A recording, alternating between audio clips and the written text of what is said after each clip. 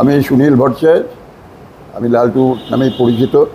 কমেন্ট্রির ব্যাপারে আমার all India রেডিওর সঙ্গে আমার যে যোগাযোগ, এবং অল ইন্ডিয়া রেডিওই ফুটবল কমেন্ট্রিটাকে ম্যাক্সিমাম পপুলার করেছে, বাংলা কমেন্ট্রিটাকে throughout the Bengal as well as India.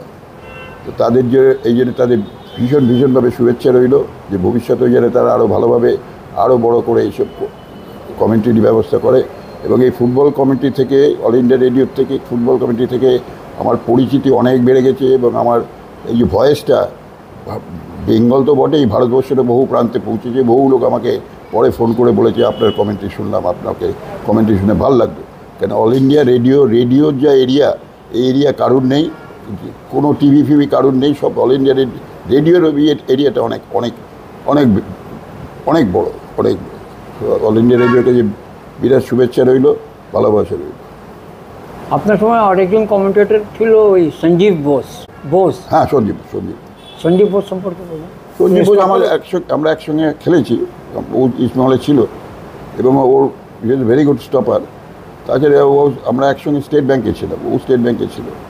O originally রেলের প্লেয়ার, বাগাদার আন্ডারে খেলছিল। ইজ ভেরি গুড প্লেয়ার, কিন্তু সামাও ও কিছু করতে পারলো না।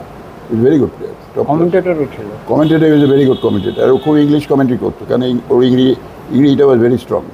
আপনি করেছেন ওনার সঙ্গে কমেন্ট্রি? না, ইংরেজি বাংলায় তো কমেন্ট্রি হয়নি তখন, আমরা তো বাংলা কমেন্ট্রি করতাম, ও ইংলিশ কমেন্ট্রি। মনে পড়ে কীভাবে শুরু করলেন কমেন্ট্রি? আপনাকে আনলো মানে সেইভাবে আমাকে হেল্প করেছিল খুব ওই উপেন তরফদার আর প্রণবেশ সেন, এই দুজন ছিলেন। প্রণবেশ সেন বোধ হয় সংবাদ বিচিত্রা লিখতেন টিকতেন, আর উপেন হচ্ছে মেন ওটাকে it was that program was very popular in all India radio, Sangbad Bichitra. এরা আমাকে একটু হেল্প করেছিল। কীভাবে হেল্প মানে শোনো, একটা পাওয়া, এন্ট্রি পাওয়া অল ইন্ডিয়া রেডিওতে, আমি কোনোদিন কমেন্ট্রি করিনি, জানি না, তার অডিশন দিতে হয়েছে, এরকম। কোন বছর আপনি শুরু করলেন? এইগুলো দেখো ভেরি ডিফিকাল্ট। মানে চোট লাগার পর এইটা আপনি বেছে নিলেন? অনেক পরে চোট লাগার। কবে এটা করেছি? যখন আমি মানে সিলেকশন কমিটিতে এসে গেছি তখন করেছি। তারপর আপনার মনে পড়ে কোনো মানে ম্যাচ কমেন্ট্রি করা আপনার খুব ভালো লেগেছে? কোনো ম্যাচ কমেন্ট্রি সবসময় ভালো লাগতো, আর বিশেষ করে বড় ম্যাচ হলে আরও ভালো লাগতো। আর কমেন্ট্রি থেকে করতে একটু অসুবিধা হতো ঠিকই, মানে সল্টলেক থেকে, কারণ ডিস্টেন্সটা অনেক বেশি ছিল। তো আগে যেমন হতো কমেন্ট্রি হতো ইংল্যান্ড থেকে হতো, বা মোহনবাগান বলমার থেকে, তো খুবই কাছে, খেলাটা খুবই কাছে দেখা যায়। আর বিশেষ করে সল্টলেকে আরেকটা অসুবিধা হতো, যেটা বৃষ্টি যদি হতো, একটু মানে দেখার পক্ষে একটু অসুবিধা। হেভি বৃষ্টি হলে তুমি তো কমেন্ট্রি বক্সে গেছো, কমেন্ট্রি সল্টলেক স্টেডিয়ামে কমেন্ট্রি বক্সে উল্টো দিকে দেখা একটু ডিফিকাল্ট হয়ে যেত। কিন্তু ওখানে প্যাক স্টেডিয়ামে কমেন্ট্রি করে একটা মজা আছে, অদ্ভুত মানে। কেন আমার কণ্ঠস্বর কিন্তু কত কোটি কোটি লোক শুনছে, লক্ষ লক্ষ লোক শুনছে। তো কোনোদিন কোনো প্লেয়ার আপনাকে বলেছে যে দাদা আপনি এরকম বলেছেন, সেটা এরকম না এরকম হয়েছিল? আপনার তো সব দেখো, আমার সঙ্গে সেরকম পাবলিকলি এটা মুশকিল ছিল, কেন আমি তো খুব বেশি লোকের সঙ্গে মিশতাম না। আমার এই সাউথ ক্লাব টেনিস খেলতাম, এই নিয়ে আমার যার জন্য আমার ভেরি ক্লোজ ফ্রেন্ড নাইম, আমার ভেরি ক্লোজ। আর এখানে সেরকম কেউ আসে না, 2-1 আসে, সে একদিন।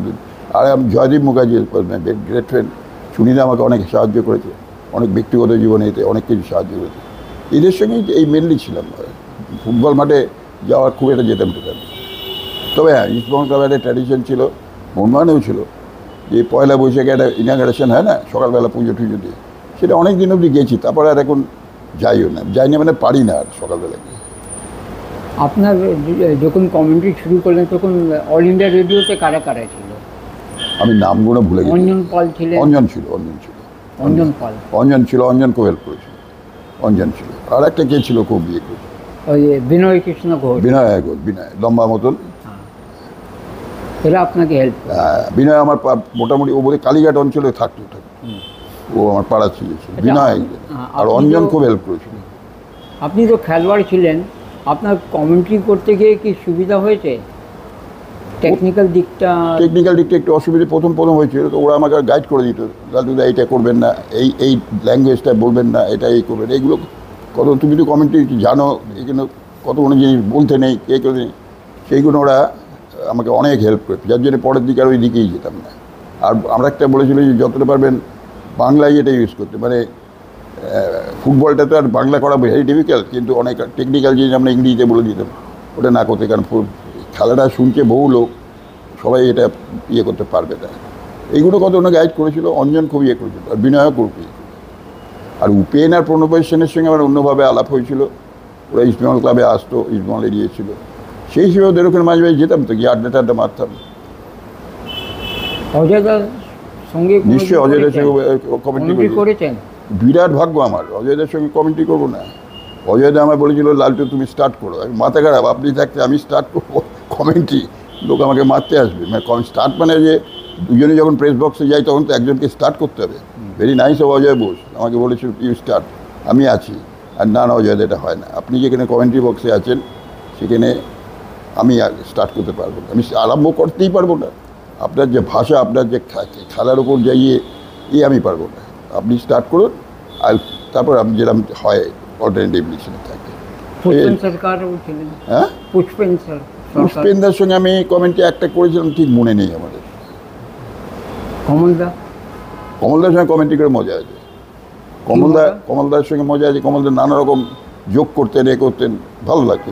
কমলদা ইজ এ গুড ম্যান, মানে নিজে একটা খেলোয়াড় ছিলেন তো, বেঙ্গল খেলে যে ক্রিকেট, কমলদার সঙ্গে রেগুলারই দেখা হতো, কারণ ইস্টবেঙ্গল আর এরিয়ান পাশাপাশি তো, উনি এরিয়ানে খুব আসতেন।